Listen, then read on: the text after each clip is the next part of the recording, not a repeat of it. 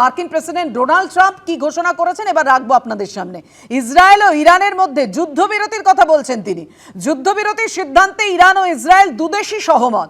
আগামী 6 ঘন্টার মধ্যেই সেটা সম্পূর্ণ হয়ে যাবে, একেবারে সংঘর্ষ বিরতি শুরু হবে। প্রথমে ইরান যুদ্ধবিরতি শুরু করবে এবং তার 12 ঘন্টা পরে ইসরায়েল তা অনুসরণ করবে। 24 ঘন্টা পর দুদেশের মধ্যে 12 দিনের টানা যুদ্ধ শেষ বলে ঘোষণা করা হবে।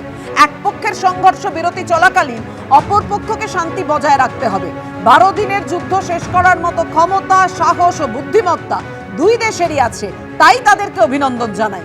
এই সংঘর্ষ বছরের পর বছর ধরে চলতে পারত, গোটা মধ্যপ্রাচ্যকে ধ্বংস করে দিতে পারত এই সংঘর্ষ। ঈশ্বরকে ধন্যবাদ জানাই যে এটা হয়নি, আর হবেও না। ঈশ্বর সকলকে রক্ষা করুন। অর্থাৎ বুঝতেই পারছেন, নিশ্চয়ই আপনাদের মনে পড়ে যাচ্ছে অপারেশন সিঁদুরের সময় ডোনাল্ড ট্রাম্পের উক্তির কথা। তিনি নিজে সোশ্যাল মিডিয়ায় বারবার দাবি করেছেন যে ভারত আর পাকিস্তানের মধ্যে মধ্যস্থতা আমি করে দিয়েছি। অর্থাৎ সেই ডোনাল্ড ট্রাম্পের দাদাগিরি, তিনিই হচ্ছেন হিরো গোটা বিশ্বে, এমনটাই প্রমাণ করতে চাইছেন কি তিনি? কারণ তার কথায় তো সেটাই বারবার ধরা পড়ছে। এবার ইরান কি দাবি করছে? কোনো যুদ্ধবিরতি হয়নি। ট্রাম্পের দাবি উড়িয়ে দাবি করছে ইরান। ইসরায়েল প্রথমে ইরানের বিরুদ্ধে যুদ্ধ শুরু করেছে, এখনো সংঘর্ষ বিরতির বিষয়ে কোনো চুক্তি হয়নি। তবে ইসরায়েল ইরানের জনগণের বিরুদ্ধে অবৈধ আগ্রাসন থামিয়ে দিলে আমাদের হামলা চালিয়ে যাওয়ার কোনো উদ্দেশ্য নেই। তবে সংঘর্ষ বিরতি নিয়ে চূড়ান্ত সিদ্ধান্ত পরে নেওয়া হবে। অর্থাৎ বুঝতেই পারছেন, ডোনাল্ড ট্রাম্প যা বলেছেন সেটা একেবারে উড়িয়ে দিয়েছে ইরান, মানতেই চাইছে না ইরান। ইসরায়েল প্রথমে ইরানের বিরুদ্ধে যুদ্ধ শুরু করেছে, এখনো সংঘর্ষ বিরতির বিষয়ে কোনো চুক্তি হয়নি। তবে ইসরায়েল ইরানের জনগণের বিরুদ্ধে অবৈধ আগ্রাসন থামিয়ে দিলে আমাদের হামলা চালিয়ে যাওয়ার কোনো উদ্দেশ্য নেই। তবে সংঘর্ষ বিরতি নিয়ে চূড়ান্ত সিদ্ধান্ত পরে নেওয়া হবে।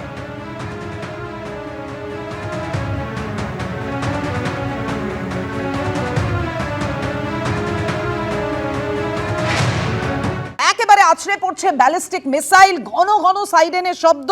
মধ্যপ্রাচ্যের যুদ্ধ যখন ক্রমশই ভয়ঙ্কর আকার নিচ্ছে, ভয়াবহ আকার নিচ্ছে, খুব স্বাভাবিকভাবেই উদ্বেগ বাড়ছে, আতঙ্ক বাড়ছে। কারণ কাতারে প্রায় 9 লাখেরও বেশি ভারতীয় রয়েছে। আমেরিকার হামলার পরও নতি স্বীকারে কিন্তু নারাজ ইরান, বরং পাল্টা চ্যালেঞ্জ ছুড়ে দিয়ে আমেরিকার সেনা ঘাঁটিতেই হামলা চালিয়েছে তারা।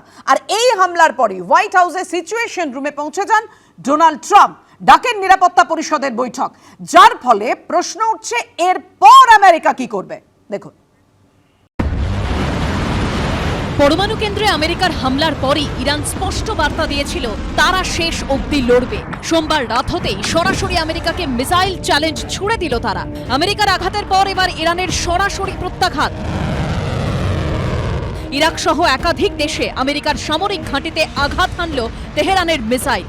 সাদ্দাম হোসেন ক্ষমতাচ্যুত হওয়ার পরও আমেরিকার সেনারা ইরাকে থেকে গেছেন।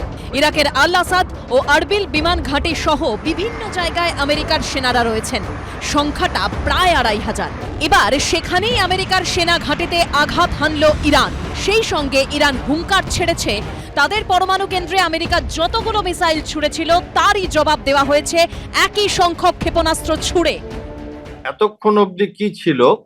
একটা রিজিয়নাল ওয়ার, মিডল ইস্ট আমরা বলছিলাম, কেউ ওয়েস্ট এশিয়া বলছিল, যেখানে দুটো দেশ লড়াই করছে এবং পাওয়ারফুল কিছু বন্ধু বান্ধব তাদের হেল্প করছে। এখন কিন্তু যুদ্ধটা হয়ে গেল আমেরিকার সাথে ইরানের।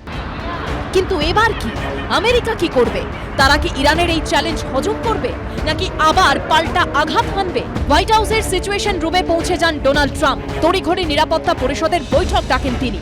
অন্যদিকে সৌদি আরবের এয়ারবেস থেকে উড়ে যায় আমেরিকার যুদ্ধ বিমান। তাহলে কি শীঘ্রই বড় কিছু ঘটতে চলেছে? এসকালেশন যখন শুরু হলো তখন এই এসকালেশনের এটা একটা লিমিটলেস এসকালেশন। আমেরিকা চুপ করে বসে থাকবে না, দ্যাটস ফর সার্টেন। ওরাও রিটালিয়েট করবে এবং ভীষণভাবে রিটালিয়েট করবে, তাতে কোনো আপত্তি, তাতে কোনো সন্দেহ কারণ নেই। আমেরিকার সামরিক ঘাঁটিতে ইরানের এয়ার স্ট্রাইকের পরই পাল্টা হামলা করে ইসরায়েল। তেহরানের বিভিন্ন জায়গা থেকে শোনা যায় বিস্ফোরণের শব্দ। এবিপি আনন্দ।